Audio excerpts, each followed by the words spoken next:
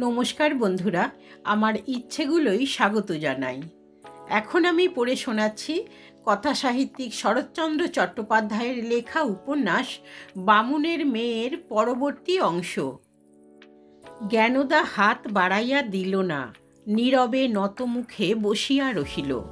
রাসমণি বলিলেন, ছুরির ব্যারামটা কি ঠাউরালে বলো দেখি জামাই।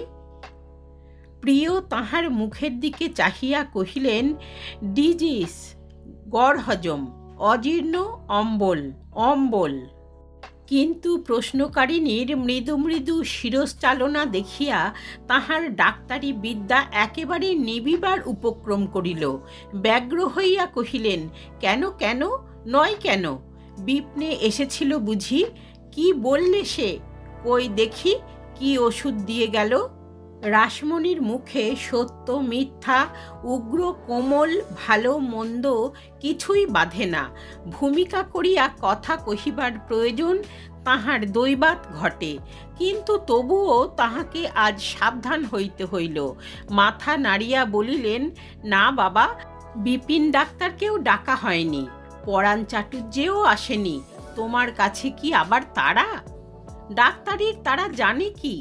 এ কথা চাটুর্যে দাদা যে সকলের কাছে বলে বেড়ায়। বলবে না? এ যে সবাই বলবে। বিপ্নেকে যে আমি 10 বছর শেখাতে পারি, সেবার পলসেটিলা দিয়ে। মাসি বললে, তাছাড়া ছুরি এমন কাণ্ড করে বসলো বাবা যে আপনার লোক ছাড়া পরকে ডাকবার পর্যন্ত জো নেই। প্রিয় উত্তপ্ত হইয়া কহিলেন, আমি থাকতে পর ঢুকবে এখানে ডাক্তারি করতে? তবে কি জানো মাসি, এসব রোগে একটু টাইম লাগে, কিন্তু তাও বলে দিচ্ছি, 2টির বেশি 3টি রেমিডি আমি দেব না। কেমন জ্ঞানদা, গা বমিটা আমার 2টি ফোঁটা ওষুধে থামলো কি না, ঠিক বলো? জ্ঞানদার আনত শির একেবারে যেন মাটির সঙ্গে মিশিয়া যাইতে চাহিল। তাহার হইয়া রাসমণি বলিলেন, তোমাকে ছাড়া ও আর কাউকে বিশ্বাস করে না বাবা। তোমার ওষুধ যেন ওর ধন্বন্তরী, কিন্তু ব্যামোটা যে তা নয় প্রিয়নাথ। অদৃষ্টের ফেরে পোড়া কপালির অসুখটা যে হয়ে দাঁড়িয়েছে উল্টো। প্রিয় হাতটা তুলিয়া কহিলেন, উল্টো নয় মাসি, উল্টো নয়। বিপ্নে মিত্তিরের হাতে পড়লে তাই হয়ে দাঁড়াতো বটে, কিন্তু কিছু ভয় নেই। এ প্রিয় মুখুজ্জে। রাসমণি ললাটে একটুখানি করাঘাত করিয়া বলিলেন, তুমি বাঁচাও তো ভয় নেই সত্যি, কিন্তু সর্বনাশী যে এদিকে সর্বনাশ করে বসেছে। এখন তার মতো একটু ওষুধ দিয়ে উদ্ধার না করলে যে কুলে কালি পড়বার জো হলো বাবা। কিন্তু এত বড় অভিজ্ঞ চিকিৎসকের কাছেও তাহার শেষ কথাটা যে বেশ প্রাঞ্জল হইয়া উঠিল না। তাহার মুখের পানে চাহিয়া মাসি চক্ষের নিমেষে অনুভব করিলেন, এবং ইহাই যথেষ্ট পরিস্ফুট করিতে প্রিয়নাথকে তিনি ঘরের একধারে টানিয়া লইয়া গিয়া কানে কানে গুটি কয়েক কথা বলিতেই সে চমকিয়া উঠিয়া কহিল, বলো কি মাসি, জ্ঞানদা?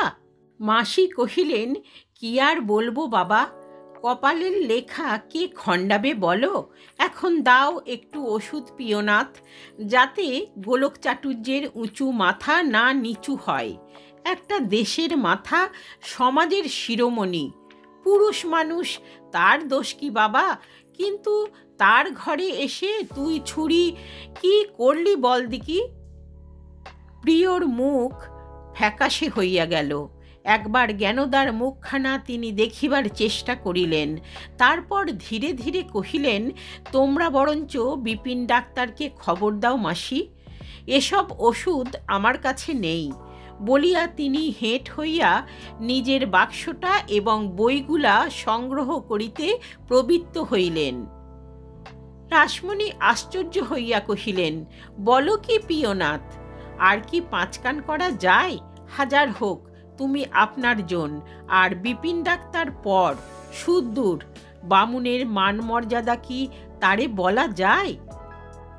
কিন্তু বলিবার পূর্বেই সহসা দ্বার খুলিয়া নিঃশব্দে গোলক প্রবেশ করিলেন এবং প্রিয়র বাঁ হাতটা চাপিয়া ধরিয়া মিনতি করিয়া কহিলেন, বিষের ভয়ে ও যে কারো ওষুধ খেতে চায় না বাবা, নইলে কষ্ট তোমাকে দিতাম না। এ বিপদটি তোমাকে উদ্ধার করতেই হবে প্রিয়নাথ। প্রিয় হাত ছাড়াইয়া লইয়া বলিলেন, না না, ওসব নোংরা কাজের মধ্যে আমি নেই।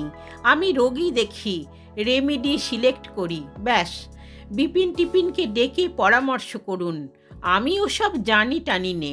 বলিয়া আর একবার তিনি বইগুলা বগলে চাপিবার আয়োজন করিলেন। গোলক সেই হাতটা তাহার আর একবার নিজের হাতের মধ্যে টানিয়া লইয়া প্রায় কাঁদো কাঁদো গলায় কহিতে লাগিলেন, প্রিয়নাথ, বুড়ো মানুষের কথাটা রাখো বাবা। সম্পর্কে তোমার আমি শ্বশুরই হই। রাখবে না জানলে যে তোমাকে আমরা বলতাম না। দোহাই বাবা, একটা উপায় করে দাও, হাতে ধরছি তোমার। প্রিয়নাথ হাতটা পুনরায় ছাড়াইয়া লইয়া কহিলেন, সম্পর্কে শ্বশুর হন বলে কি আপনার কথায় জীব হত্যা করব? আচ্ছা লোক তো আপনি, পরলোকে জবাব দেব কি? গোলক দ্বারের কাছে সরিয়া গেলেন। তাহার মুখের চেহারা, চোখের ভাব, গলার স্বর সমস্তই যেন অদ্ভুত জাদু বলে এক নিমেষে পরিবর্তিত হইয়া গেল। কর্কশ কণ্ঠে জিজ্ঞাসা করিলেন, এত রাত্রে তুমি ভদ্রলোকের বাড়ির ভেতরে ঢুকেছ কেন? এখানে তোমার কি দরকার? প্রশ্ন শুনিয়া প্রিয় শুধু আশ্চর্য নয়, হতবুদ্ধি হইয়া গেলেন। বলিলেন, কি দরকার? বাহ, বেশ তো। চিকিৎসা করতে কে ডেকে পাঠালে? বাহ। গোলক চিৎকার করিয়া উঠিলেন, বাহ! চিকিৎসার তুই কি জানিস হারামজাদা নচ্ছার? কে তোকে ডেকেছে? কোথা দিয়ে বাড়ি ঢুকলি? খিড়কির দরজা কে তোকে খুলে দিলে? জ্ঞানদার প্রতি ফিরিয়া কহিলেন, তাই অন্ধ শ্বশুর কেঁদে কেঁদে ফিরে গেল, যাওয়া হলো না। বুড়ো শাশুড়ি মরে, আমি নিজে কত বললুম, জ্ঞানদা যাও, এ সময়ে তাঁর সেবা করোগে। কিছুতে গেলি নে এই জন্যে? রাত দুপুরে চিকিৎসে করবার জন্যে? দাঁড়া, কাল যদি না তোর মাথা মুড়িয়ে ঘোল ঢেলে গ্রামের বার করে দিই তো আমার নাম গোলক চাটুর্যেই নয়। জ্ঞানদার মাথায় কাপড় নাই, কখন পড়িয়া গিয়াছে জানিতেই পারে নাই, মুখেও কথা নাই, কেবল দুই চক্ষু বিস্ফারিত করিয়া সে যেন একেবারে পাথর হইয়া রহিল। গোলক রাসমণির প্রতি চাহিয়া কহিলেন, রাসু, চোখে দেখলি তো এদের কাণ্ড? আমি 10খানা গ্রামের সমাজের কর্তা, আমার বাড়িতে পাপ? এ যে বাঘের ঘরে ঘোগের বাসা হলো রে। রাসমণি নিজেও এতক্ষণ আড়ষ্ট হইয়া বসিয়াছিলেন। কহিলেন, হলই তো দাদা। গোলক কহিলেন, কিন্তু সাক্ষী রইলি তুই। রাসমণি কহিল, রইলুম বই কি। আমি বলি, রাত্রে তো একটু হাত আজার হলো, দেখে আসি জ্ঞানদা কেমন আছে। দেখি না বেশ দুটিতে বসে বসে হাসি তামাশা খোশ গল্প হচ্ছে। জ্ঞানদা ইহার কোনো উত্তর দিল না, কেবল প্রসারিত চক্ষে পাষাণ মূর্তির ন্যায় বসিয়া রহিল। প্রিয় আচ্ছন্ন অভিভূতের মতো দাঁড়াইয়াছিলেন। গোলক ছোঁ মারিয়া তাহার হাত হইতে বইগুলি কাড়িয়া লইয়া তাহার গলায় সজোরে একটা ধাক্কা মারিয়া বলিলেন, বেরো বেটা, পাজি নচ্ছার আমার বাড়ি থেকে। কি বলবো, তুই রামতনু বাড়ুজ্যের জামাই, নইলে জুতিয়ে আজ আধ মরা করে তোকে থানায় চালান দিতাম। বলিয়া পুনশ্চ একটা ধাক্কা দিলেন এবং যে চাকর দাসীরা গোলযোগ শুনিয়া বারান্দায় আসিয়া দাঁড়াইয়াছিল তাহাদেরই মধ্য দিয়া তাহাকে বারংবার ঠেলিতে ঠেলিতে বাহির করিয়া লইয়া গেলেন। প্রিয় বলিতে বলিতে গেলেন, বাহ, বেশ মজা তো। চাকর দাসীরাও সঙ্গে সঙ্গে গেল এবং রাসমণি নীরবে তাহাদেরই পিছনে পিছনে নিঃসাড়ায় সরিয়া পড়িলেন। রহিল কেবল জ্ঞানদা, তেমনি নিশ্চল, তেমনি বাক্যহীন, তেমনি অচেতন মূর্তির মতো বসিয়া। আজ সমস্ত দিন ধরিয়াই কাছে ও দূর হইতে সানাইয়ের করুণ সুর মাঝে মাঝে ভাসিয়া আসিতেছিল। অঘ্রাণের আজিকার দিনটি ছাড়া অনেক দিন পর্যন্ত বিবাহের দিন নাই। তাই বোধহয় এই ছোট্ট গ্রামখানির মধ্যেই প্রায় 4-5টা বাড়িতে শুভ বিবাহের আয়োজন চলিয়াছে। আজ সন্ধ্যার বিবাহ। নানা কারণে অরুণ এখনো পর্যন্ত বাসস্থান ও জন্মভূমি পরিত্যাগ করিবার সংকল্প কার্যে পরিণত করিয়া তুলিতে পারে নাই। পূর্বের মতো আবার সে কাজকর্মও শুরু করিয়াছে।